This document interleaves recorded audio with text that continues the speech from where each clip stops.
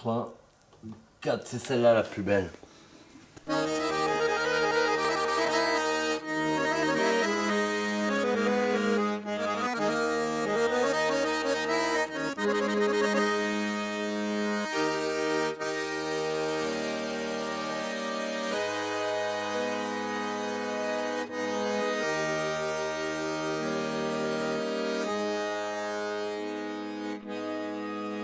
Les oiseaux qui voyagent en cage recroquevillent leur amplitude.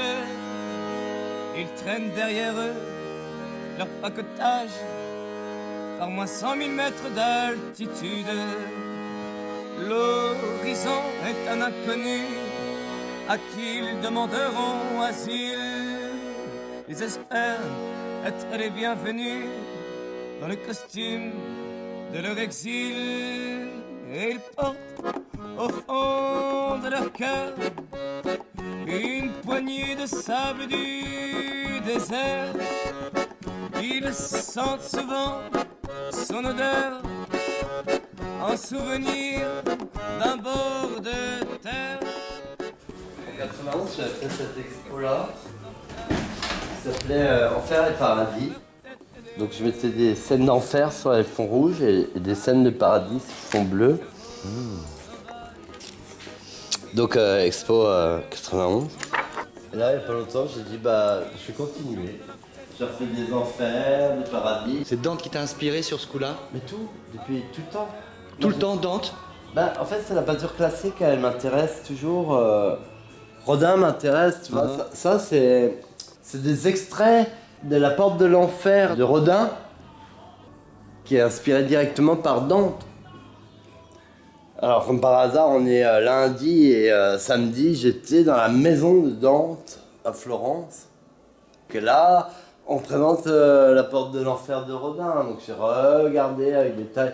Donc là, j'ai cherché à montrer le côté bronze, tu vois. C'est ces trois-là? Ça, c'est 3, mais parmi 1000, j'en ai fait 100 des peintures d'après. Rien que La Porte de l'Enfer de Rodin, c'est extraordinaire.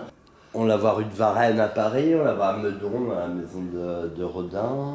Par contre, quand je retravaille l'Enfer, alors tu vas retrouver des personnages.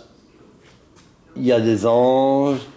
C'est plein de clins d'œil à l'art classique, à l'art de la Renaissance. Hein. Je suis très Renaissance dans ma tête. Très Renaissance. Ça vient de Michel-Ange. Celle-là? Ah oui, on reconnaît dans Michel-Ange l'envol. Ça vient d'une illustration de Gustave Doré, d'après Dante aussi. Tous les tableaux, tu retrouveras des références. Ça, c'est Rodin, c'est le baiser de Rodin, retraduit. Je sais pas, moi, au moins 1000 fois dans ma vie, 100 fois. Et celles que tu affiches, en règle générale, parce que alors, par exemple, pourquoi celles-là sont moins affichées, c'est les dernières, et celles-là, c'est celles plus anciennes, 90, là, dis donc. Ouais, ça, j'ai ressorti. Alors là, tu peux filmer là-haut. Les rouleaux? Ouais. Les rouleaux, c'est des toiles qui sont mises de côté. Comme ça, je récupère des châssis pour faire des expos récents. Et de temps en temps, je déroule des rouleaux. Quand je rachète des châssis, et je retends des vieilles toiles. Alors c'est pour ça qu'on va sortir des trucs de 90. Celle-là était cachée pendant 30 ans. Parce que c'est un homme replié complètement sur lui-même et tout. Je l'avais appelé l'œuf, l'homme il devient l'œuf. Je trouve toujours une inspiration dans la Renaissance. Hein. C'est pour ça, j'aime bien aller à Florence, j'aime bien aller à Rome, j'aime bien revoir les tableaux aussi. Là, j'ai des projets en tête. En peinture. Ah ouais? Bah oui. C'est quoi le prochain pour toi? Le prochain, c'est la naissance de Vénus. Je vais d'abord le faire sur toile, puis je vais évidemment le faire sur bois. Hein. Mais il m'est arrivé de faire, par exemple, plusieurs tableaux sur le printemps de Botticelli. Ah ouais. Et même dans la rue. J'ai 3 formules. J'ai la toile, la peinture sur bois et le mur dans la rue. Donc le tableau vraiment abouti, il aura passé par l'étape la rue, le bois, la toile. Le radeau de la Méduse. J'ai commencé en petit, après je fais un tableau plus grand. Après je fais une énorme palissade grandeur nature, avec tous les personnages grandeur nature. Et ensuite j'étais dans la rue et j'ai peint le radeau de la Méduse pour des Récollets devant l'hôtel du Nord. C'est ce mur qui est resté 11 ans sans bouger. Quand il y a eu le premier tag, je suis revenu avec ma peinture, j'ai refait le fond gris, j'ai repeint en blanc tous les personnages. Il y a un lien tout le temps entre ma peinture de rue et ma peinture de tableau, hein, évidemment. Et c'est là que le public, je le retrouve, parce que mon public, il est autant le gars qui regarde les murs dans la rue, surtout si c'est des murs exceptionnels, que les tableaux quand on fait une expo. Avec Internet, on a de plus en plus de monde dans les expos, et je dirais même on a encore plus de public grâce à Internet, avec les Facebook et compagnie. Des fois, je poste une photo et le lendemain, il y a déjà 15 000 personnes qui l'ont vue, 150 partages. Je sais que ça, ce public, on l'aurait jamais eu dans les années 80.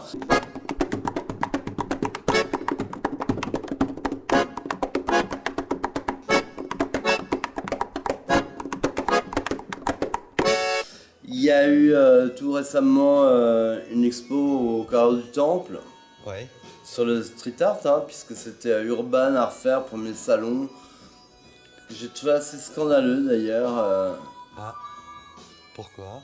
Pour mettre dans un état de soumission au commerce un art qui est totalement libre et qui perd du coup tout son sens. Bon, il faut faire ça. Il faut parler de l'art de rue puisque ça existe, que ça se vende, c'est bien si les artistes touchent leur part sur leur travail, ce qui n'est pas toujours le cas. Par contre, il manquait toute la partie histoire, il manquait une partie qui raconte ce que c'est l'art de rue, comment ça a commencé, comment ça a évolué. Mais qui raconte pas... On avait des petits jeunes, des petits jeunes marchands qui exposaient des petits jeunes peintres, et on dit voilà, c'est ça l'art de rue aujourd'hui. En oubliant que y a des gens qui ont travaillé pendant des années pour amener tout ça. Il y a des gens qui ont pris les risques, puis ceux-là, c'est plus facile de les oublier. Pensons à Ernest Pignon-Ernest qui intervenait sur le plateau d'Albion pour contester les essais de centrales nucléaires en France. Donc là, on remonte évidemment à avant 68. Pendant 68, c'était lui à l'atelier des Beaux-Arts qui tirait les petites affiches contestataires de mai 68 hein, avec les étudiants des Beaux-Arts à l'époque. Pas mal de gens vous diront, les vieux maintenant vous diront oui, l'atelier des Beaux-Arts tournait à plein parce que on faisait des sérigraphies, on faisait des affichettes à coller partout, voilà, la chienlit, tout ça, c'était les affiches qui étaient tirées aux Beaux-Arts. Donc on a des écritures sur les murs en 68, bien sûr, des phrases poétiques qui étaient tracées au pinceau, qui sont déjà de l'art de rue. On a eu monsieur Gérard Zotti-Camien qui a peint depuis les années 50-60, depuis 57 sur les murs, qui avait sur le chantier des Halles déjà placé des personnages peints. Donc là on remonte aux années 60.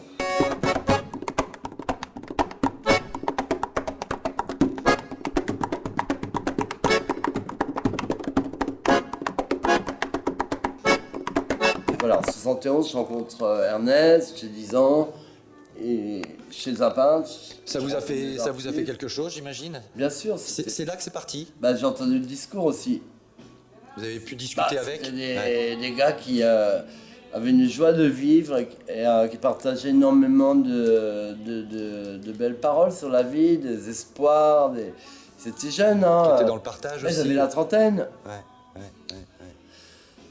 Donc ensuite j'ai rencontré, donc là on est chez Le Boulch, à l'adresse évidemment où j'habitais, ça c'est le hasard qui a fait ça. Ils font une revue qui s'appelle Chorus, donc qui est sortie de 71 à 73, qui réunissait tous les grands artistes de l'époque qui étaient encore jeunes, donc Ben, Fromanger, Pierre Tillement, des peintres comme Titus Carmel, Monori, Armand, etc. Ces artistes faisaient une revue ensemble, à leurs frais hein, en plus. Donc moi, comme j'habitais l'immeuble, vous étiez dedans.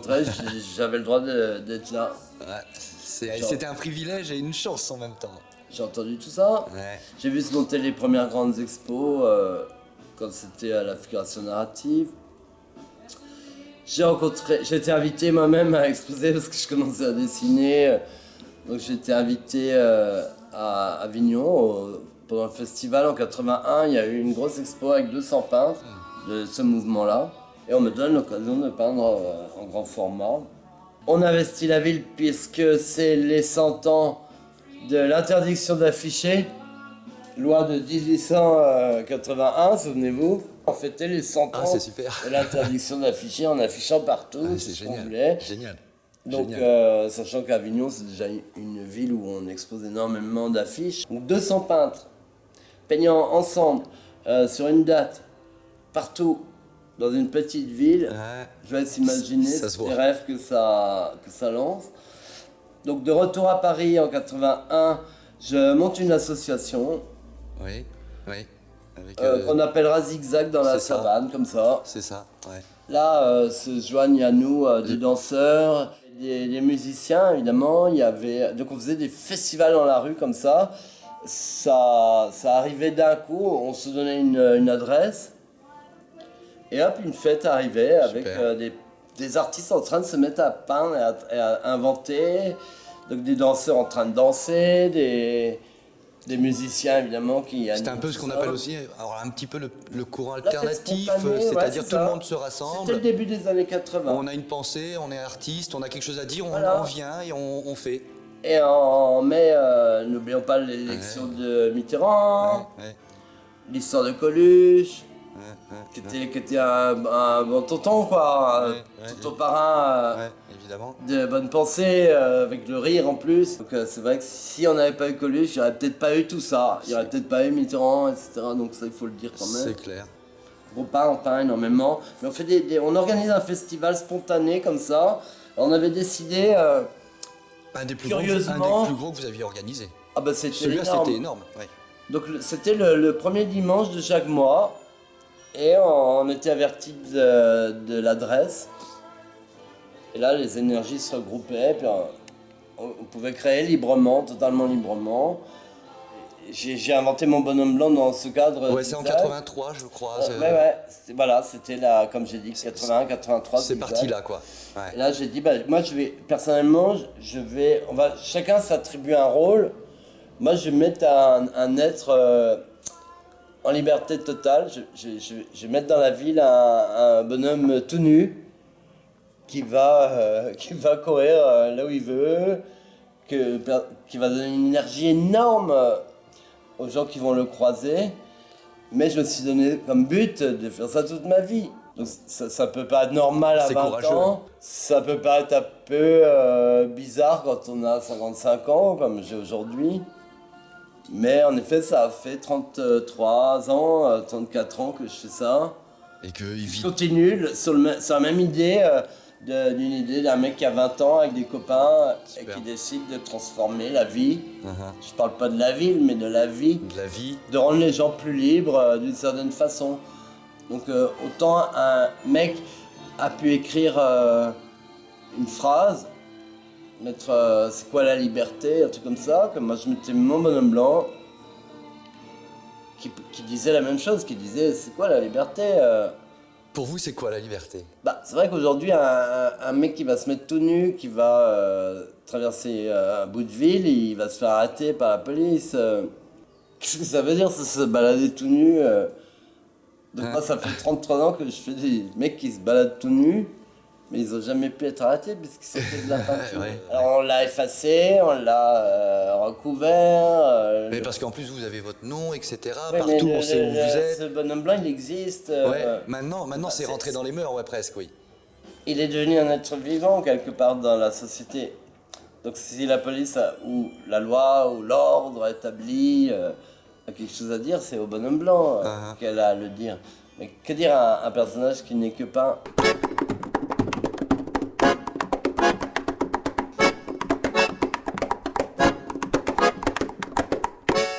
Oui, je pense que ayant eu 20 ans et ayant beaucoup, entre guillemets, refait le monde avec plein de copains, de longues soirées, de longues nuits, de discussions, je comprends que la jeunesse d'aujourd'hui ait envie de discuter, d'écouter de la musique, de se poser des questions. Le plus important, c'est pas les réponses, C'est de se poser la question. Est-ce que vous pensez qu'il se pose les bonnes questions? Ah bah, peu importe, ce qui compte, C'est vrai. c'est de se poser des questions. De toute façon, les réponses, on les a jamais. On a des réponses, on a certaines réponses. Ils sont en train C'est de- un début de discussion. Ouais. En fin de compte, les questions d'une jeunesse, c'est toujours les questions de la jeunesse. Ouais. Ça, c'est hors du temps. Ouais. Moi, je me sens toujours l'âme d'un gars de 20 ans. J'ai les mêmes questionnements que si j'avais 20 ans. Alors, évidemment, à 55 ans, ça peut faire bizarre. Mais je me demande aussi, je regarde évoluer le monde. Et Je vois qu'on aura toujours de toute façon un système marchand qui permet la liberté.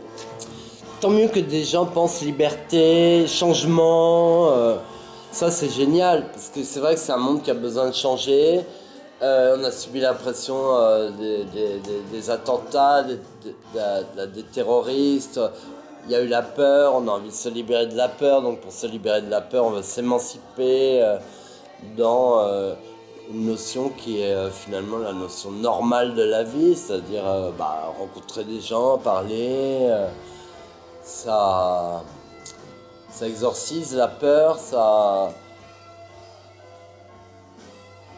recrée la communauté qui fait que qu'on se sent bien et qu'on va recréer ce sentiment de liberté qui nous manque. Maintenant, ce que je vois, moi, c'est des provocations avec les policiers, c'est des choses qui n'ont rien à voir avec, Tout à avec ce qui devrait avoir lieu. tout à fait, tout à fait.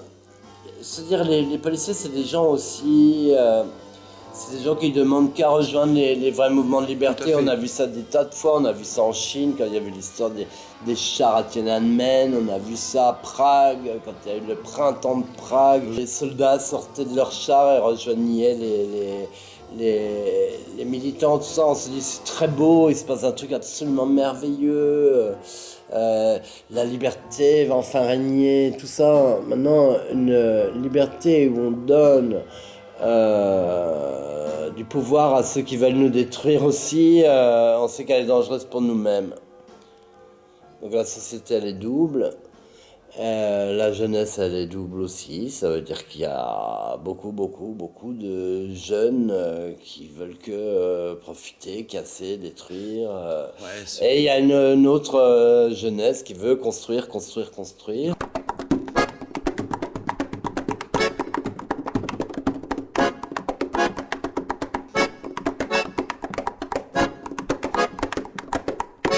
Ma liberté, ça a été de me dire toujours, je serai peut-être clochard un jour, mais je le fais quand même. Bah déjà c'est ça, voilà. Vous avez pris ce risque-là. De ne pas avoir de patron, parce que de toute façon, c'était insupportable dans mon esprit d'avoir un patron qui puisse me commander. Ouais. Je me suis marié quand même. Maintenant, quand on se marie, on n'est pas forcé de se faire commander non plus. Oui, on mais- admet que, même dans une vie de couple, voilà, prenons tout simplement la mini-société. La plus mini-société, c'est la famille. On essaie d'être heureux ensemble, sans qu'il y ait de chef. Refusons la notion de chef. Ok, donc ça, c'est une remise en cause de ce qu'on nous a appris quand on était petit. Ça veut dire, pour gagner ta vie, tu vas devoir travailler, donc tu vas respecter ton patron, tu vas faire tout ce qu'il te demande, tu vas être bien sage et il te donnera ta paye à la fin du mois.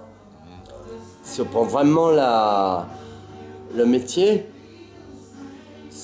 c'est plus à comparer à ce moment-là aux sportifs en compétition. Il y a une course où il y a forcément des gagnants et forcément Ah oui, des vous perdants. sentez ça aussi dans votre milieu? Ah bah, il y a une concurrence terrible, parce que l'argent il vient que d'un endroit et on est plein à le vouloir, donc si on veut vivre, il faut être dans les premiers, sinon tu meurs. Ouais, on paye dur la liberté, c'est vrai, moi aussi j'ai payé dur. Hein. Ah bah sûrement. Maintenant je pense que vous êtes à l'abri aussi de tout ça, j'imagine. Non. Non, c'est vrai.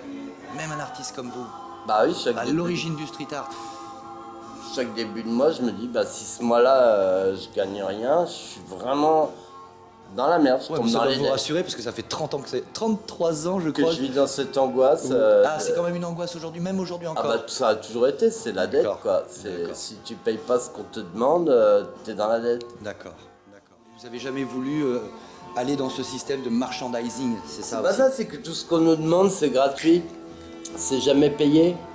On nous propose des trucs à peindre, des murs, des trucs. C'est jamais payé. J'ai reçu ça ce matin. Don de l'artiste. C'est marqué, Attends, je montre en gros. C'est toujours don de l'artiste, quoi. Si t'arrêtes de donner, t'existes plus.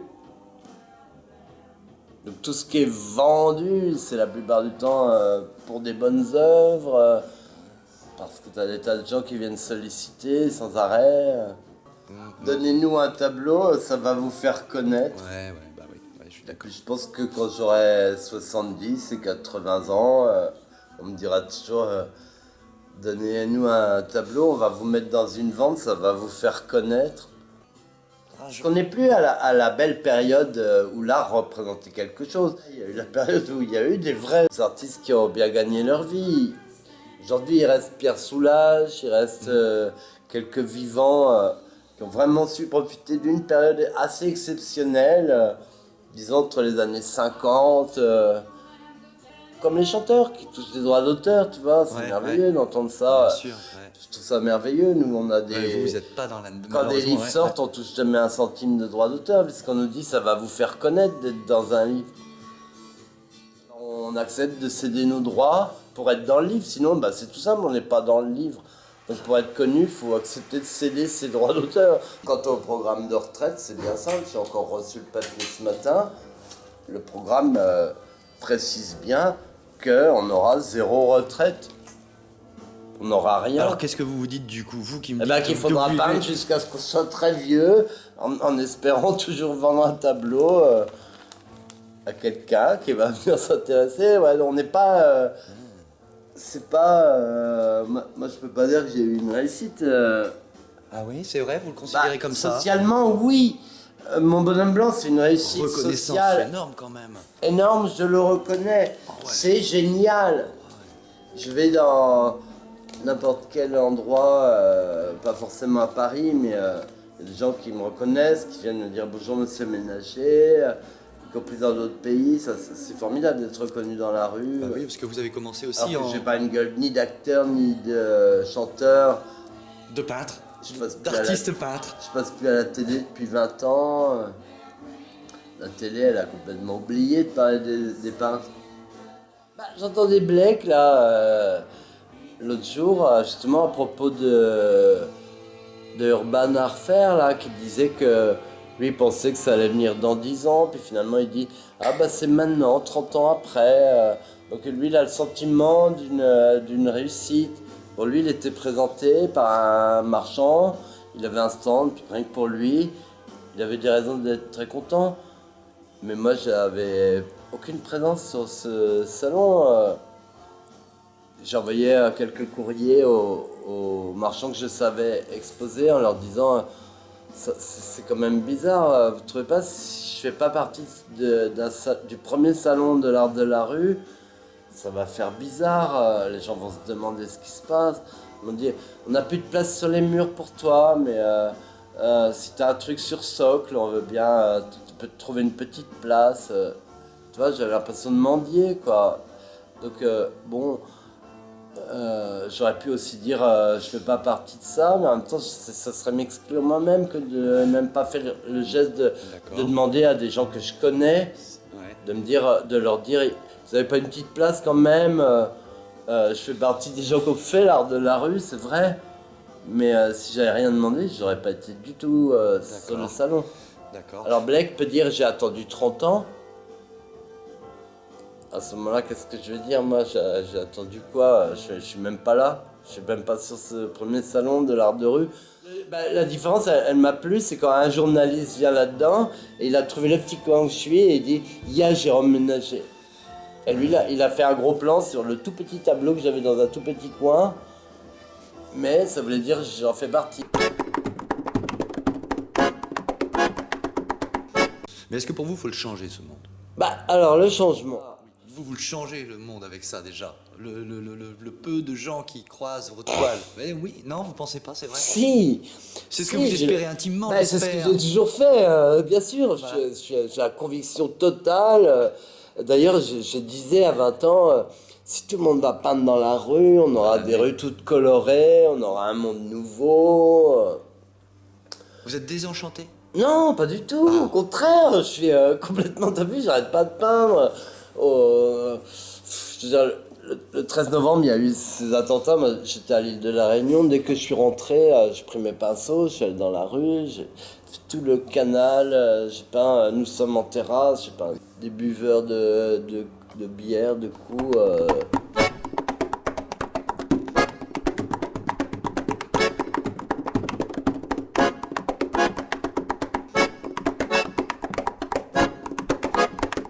Un jour, on organise à plusieurs artistes de peintres de rue.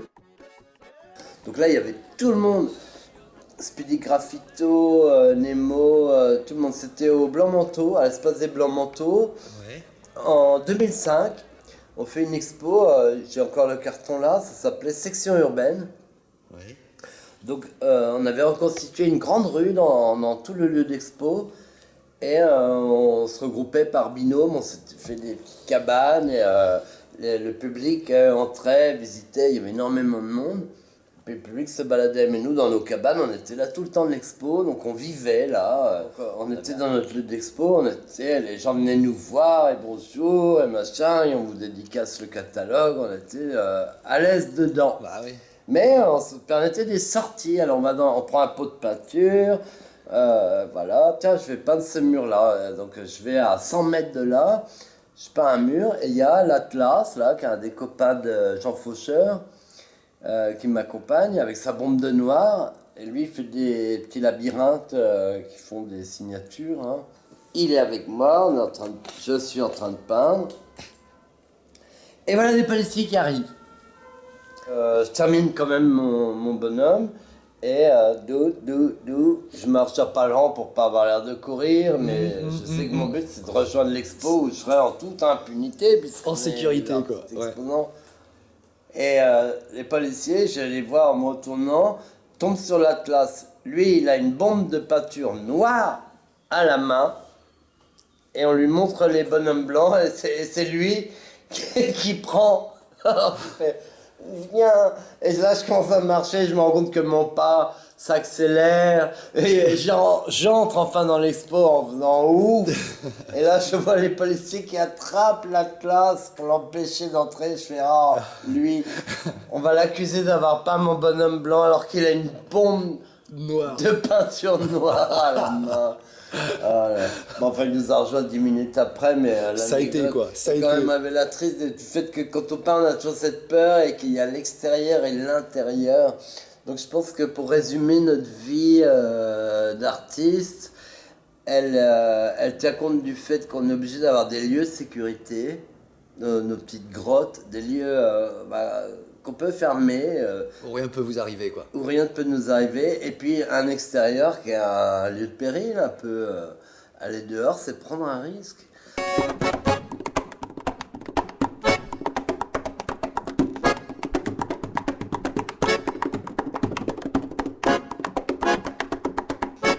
Un jour, je rencontre Nemo, en 94. C'est un gars qui a 14 ans de plus que moi. Hein.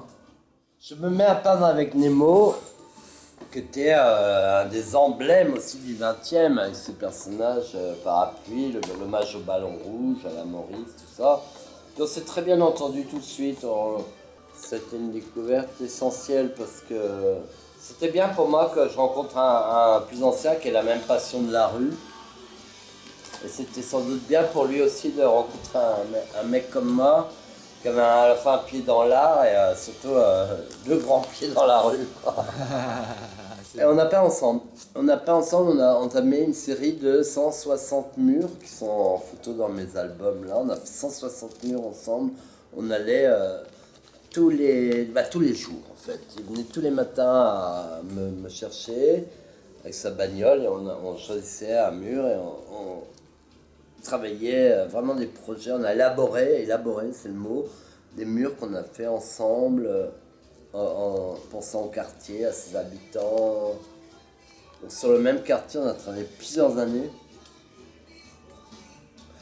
94 à 96, Après, il est parti en Colombie pour faire les 165 murs en Colombie tout seul.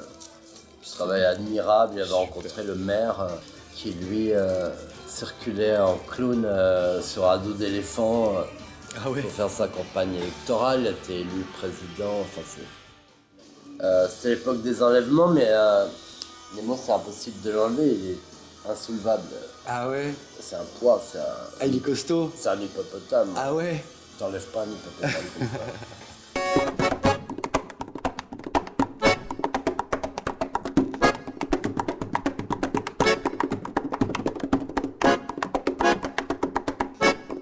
Là, il m'arrivait le problème. Le problème, c'est que tout un immeuble, toute une copropriété d'immeubles me demande de peindre un mur. Ils sont tous d'accord, ils me demandent de peindre un mur. Mais il y a un architecte. Et voilà le problème. Et l'architecte, il dit, quand on fait un mur peint, il faut demander l'autorisation. Et quelle connerie. Les pauvres gens qui ont voulu que je peigne leur mur de leur immeuble, ils m'auraient demandé, j'aurais peint, il n'y aurait eu aucun problème. Mais le fait de demander une autorisation, C'est fini. c'est fini, c'est foutu. Bah, Parce que évidemment. c'est permettre à quelqu'un de dire non, Et puis, non, celui-là ne peindra Et pas. puis de toute façon, la base du street art, s'il n'y a pas d'autorisation. Bah Enfin, évidemment. c'est ça, la Eh ben, base. là, aujourd'hui, je devais être en train de peindre ce mur, mais du fait qu'il y a une demande d'autorisation, il y a 6 mois d'attente pour avoir peut-être une réponse qui sera non. Et à ce moment-là, si je le fais quand même, je suis 2 fois en tort. Et si on le fait sans demander, ben, on n'est pas dans le délit, puisqu'il y aura des gens qui vont dire oui, ça on aime, non, n'effacez pas, c'est pas un délit, on apprécie ce qu'il a peint, ce gars-là. Donc c'est pas un délit, ça va être au contraire, il va être encensé le mur. Mais malheur à ceux qui demandent des autorisations. La vraie liberté consiste à ne jamais demander d'autorisation, évidemment. Donc elle est où la liberté? Bah, elle est de dire, moi j'ai envie de faire ça, je le fais. Et là, je vais avoir des gens qui vont me dire, t'as eu raison de faire ça, bravo, c'est très bien. Et ben ça, c'est la liberté.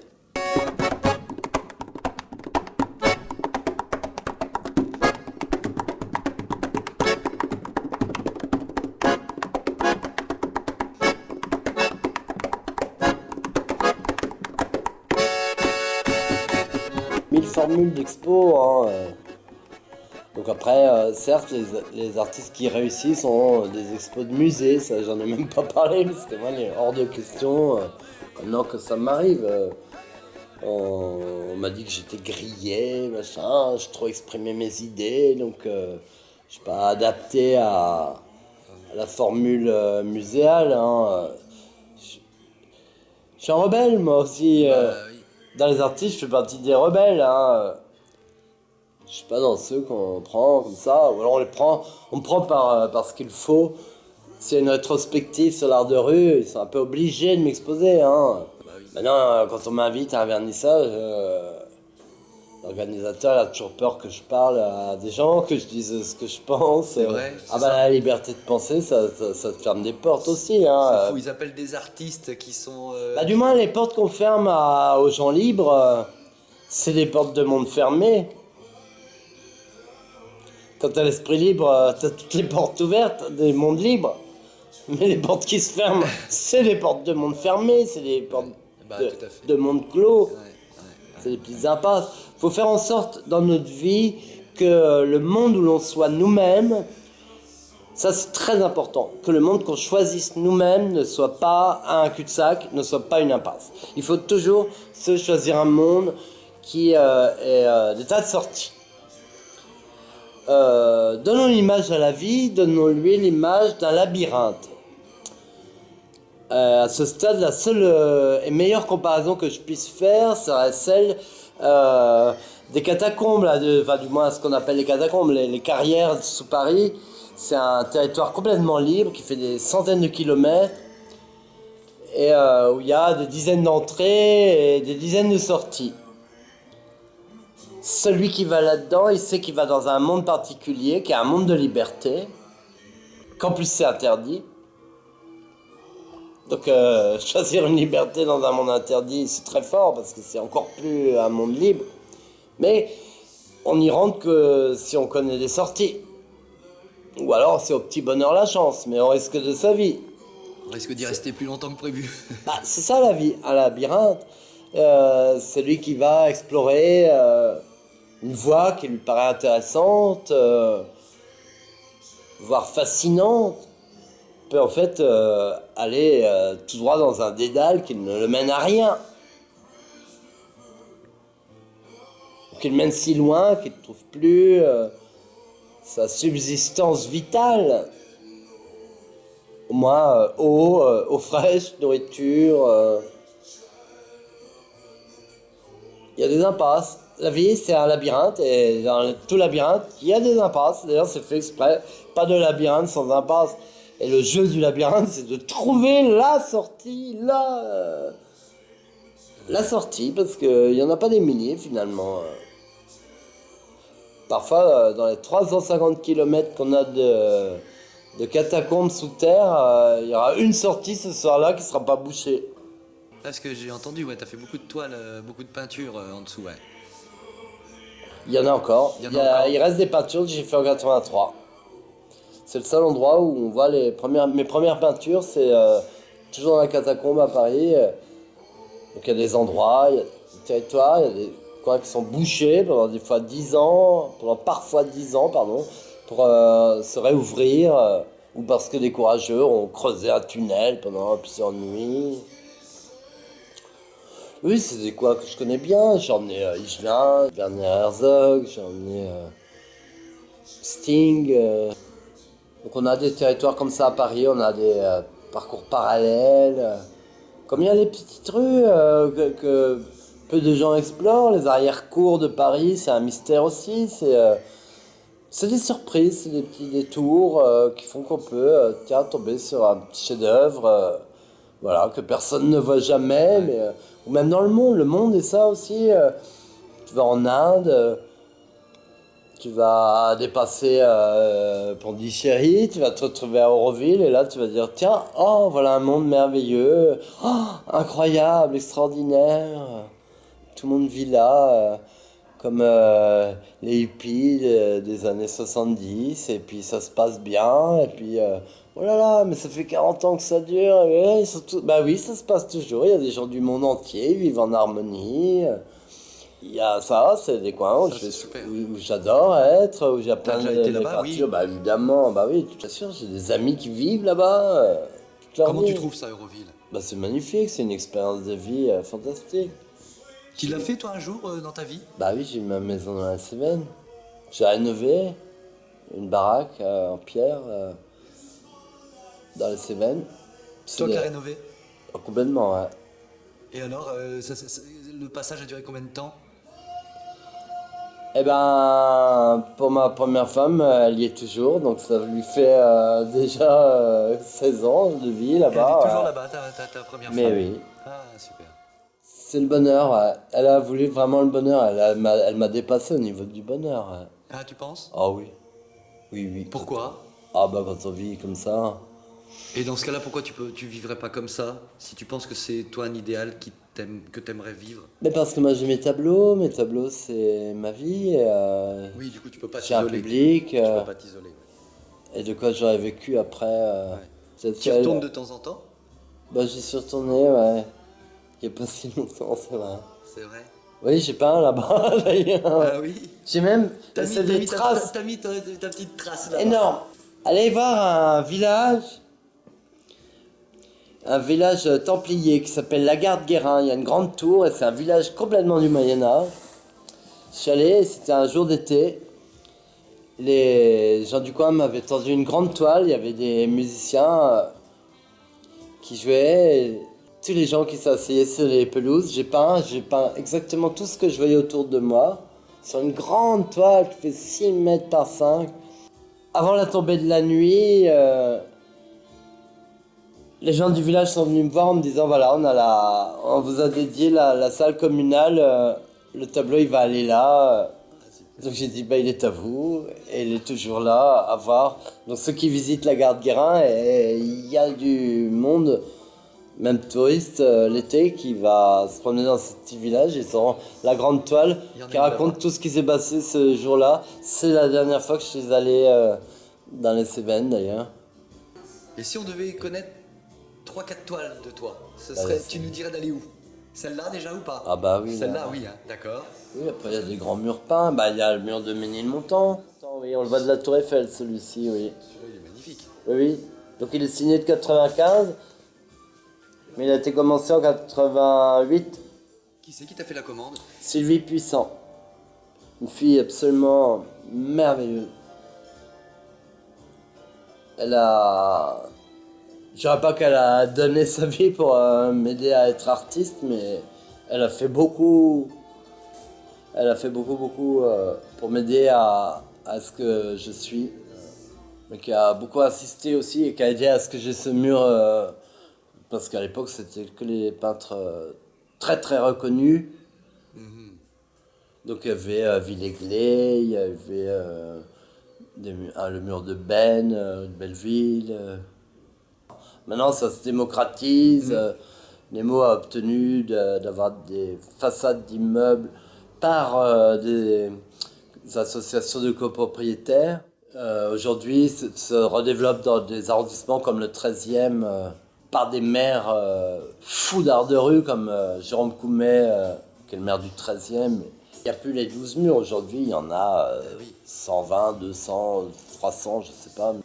Le mur peint, il a pris son essor et tant mieux pour la ville. Ça correspond à la réalisation des rêves qu'on avait quand nous on avait 20 ans. C'est-à-dire que la ville s'éclaire de peinture, d'art, que les rues deviennent comme une galerie géante. En plus, j'ai la chance d'avoir une personnalité qui exclut toute jalousie de ma part, donc tant mieux qu'il y ait des tas de choses qui se font. Après, mes goûts importent peu, si des choses me semblent plus ou moins belles, peu importe, ce qui compte c'est que l'art arrive à être présent dans la vie, et puis que chacun y trouve son bonheur, sa joie de voir, de se promener, que les enfants s'émerveillent aussi d'images qui n'existaient pas quand nous on était petits. Tout ce dont nos années 60 et 70 faisait grave défaut. Et puis ce gris parisien qui ne demande qu'à être colorié. Je repense au dessin de Mordillo où on voit un gars qui dessine, qui peint sur sa maison toutes les couleurs. Tout le monde le prend pour un fou après tout. Est-ce que c'est pas tous les gens qui laissent leur maison toute grise qui sont pas les fous après tout? Allez, vive la vie, vive la couleur, vive la peinture. Émerveillons nos enfants et surtout promettons-leur un monde bien plus beau, enfin un monde qui soit de plus en plus beau.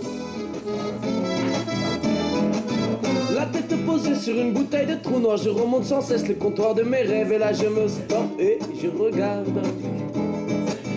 Tellement de gens différents, des pas marrants aux pas mariés, aux marins qui n'aiment pas ramer, aux marins qui n'aiment pas ramer, et ces maisons qu'on ne finit pas. Et ces maisons qu'on ne finit pas. On emménage deux postes de télévision qui me servent à rien pour que je te rencontre, que tu lui parles, lui poses la bonne question, qu'il n'ose pas entendre la réponse, qu'il n'ose pas entendre la réponse, et ces bateaux qui ne partent pas. Et ces bateaux qui ne partent pas. Et ces maisons qu'on ne finit pas, que l'on envisage et qui ne nous plaisent pas une fois terminées, alors hop on s'en va. Et les ruines qui restent là et pourrissent à côté de nos têtes d'enfants. Et les ruines qui restent là et pourrissent à côté de nos têtes d'enfants. Et ces fusils qui ne se taisent pas. Et ces fusils qui ne se taisent pas.